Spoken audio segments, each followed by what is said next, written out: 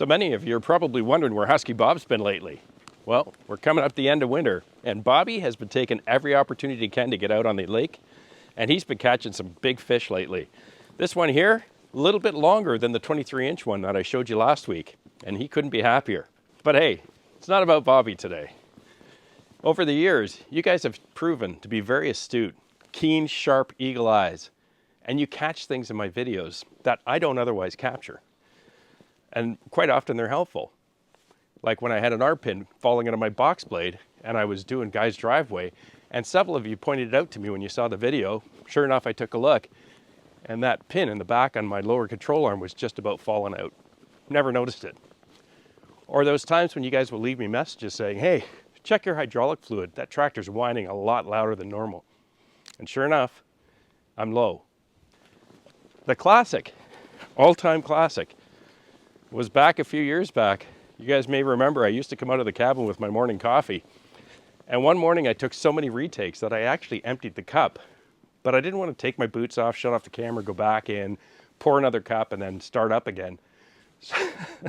So I tried to fake drinking the coffee, and well, apparently I was the only one I fooled, because a whole bunch of you have realized there was no coffee in that cup, even though I was pretending to drink it. Guess I'm not that great an actor after all. But about 2.5 months ago, I did something to the tractor. And in fact, for 2.5 months, none of you except one person has noticed. It's become quite a topic of discussion back at Guy's garage or his workshop. Me and Husky Bob and Guy, we joke about it a lot because I've always told them how shocked I was that nobody still has figured it out or seen it or said anything. And we actually have a gentleman's bet going that somebody would have seen it. But hey, season's almost over, so I thought I'd tell you what it is today.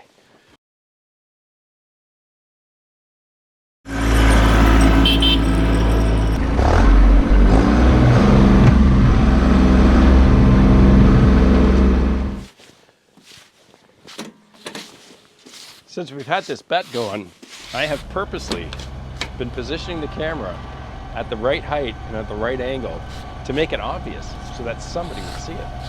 And still, nobody's seen it. So hey, let's get to it. I knew it. I'm not sure if you folks can see this, but my blade is bent. Right around the middle, it's bent outward. You got it. I bent my rear blade. And I bent it pretty severely. Let me take you back to the scene of the crime.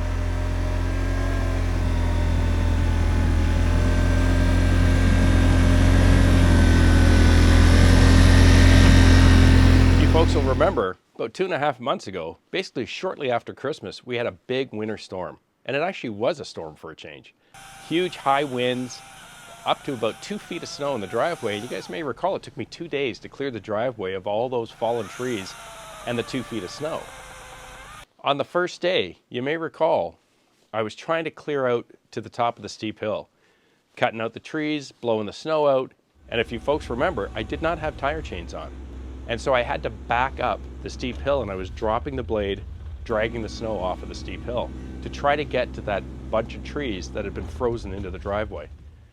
Well, it was a long day for me, and you got it. Every accident is usually preceded by foolishness. It was a long day, it was late, it was getting dark. In fact, it got dark and I was still out there. I was exhausted, and in fact, I started to feel fatigued.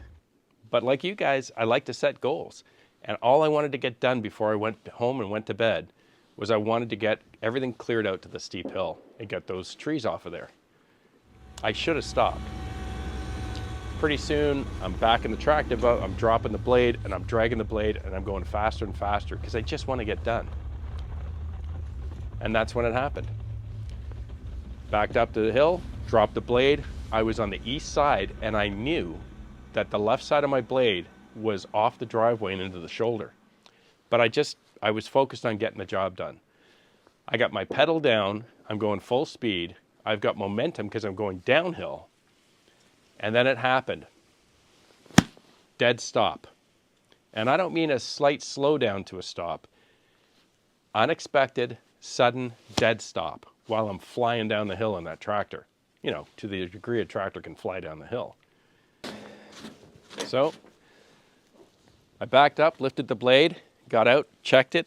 I saw that the blade was bent, which kind of shocked me because it's a pretty heavy duty blade. Checked my 3-point, tried to look at all the linkages and connections to make sure nothing was busted, because with that much force, or the force I felt, I figured something must have been busted.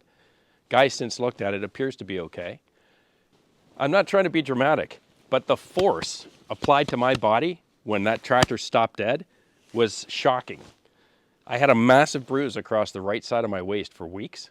And hey, no drama, nothing to cry about. It was sore and tender, but I was really glad I was wearing my seatbelt.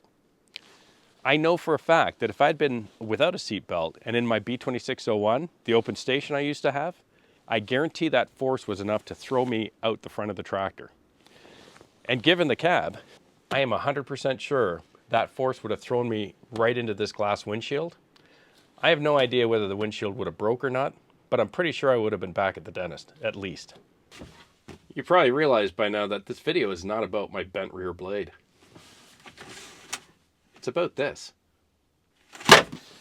I think you good folks know me well enough by now that I would never try to tell you what you should or shouldn't do.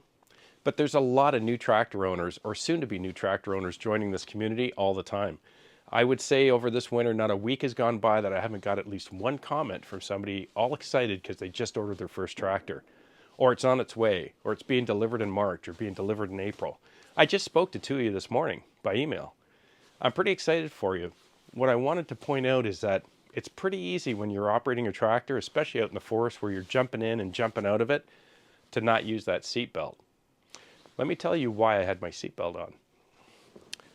There are times when we all get a little lazy. You know we should put the belt on, but I don't put it on. And one day last summer was one of those times. I was just flying down the driveway, heading over to Guy's place. And as you're going to find out as a new tractor owner, tractors don't have suspension. Every time you hit a bump, your springy seat will try to absorb some of that impact, but you're still going to be bouncing up and down. I hit a big bump in the driveway, and I had no seatbelt on. I got thrown up out of the seat until my head hit the top of the cab, but that wasn't the big deal. My teeth gnashed together, and that's why you guys may have noticed that I have a chip in the front tooth. It's actually cracked as well.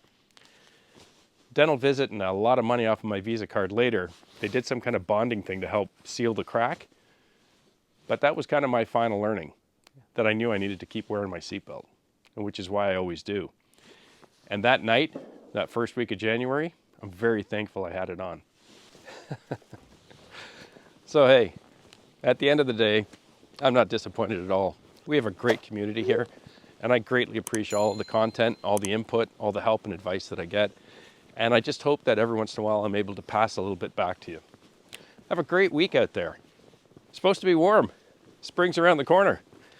I'll see you again on the next one. Cheers.